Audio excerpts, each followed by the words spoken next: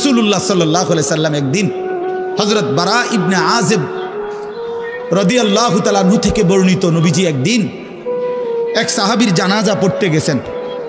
জানাজা পড়তে গিয়ে খালি কবরের সামনে কিছুক্ষণ দাঁড়াইছেন। তখনও ওনারে কবরে রাখে নাই, জানাজাও পড়ায় নাই। নবীজি আগে গিয়া কবরটার সামনে দাঁড়াইছে। হযরত বারা ইবনে আযিব বলেন, আমরা নবীজির সাথে ছিলাম। আল্লাহর নবী সাল্লাল্লাহু আলাইহি সাল্লাম কবরের খালি এই কবরে দেখা অঝরে কাঁদতে শুরু করছে। আমরা সবাই সাহাবীরা নবীজির সাথে কাঁদতে শুরু করলাম। অনেকক্ষণ কাইদা নবীজি চোখের পানি মুইছা আজীব কথা বলছে নবী।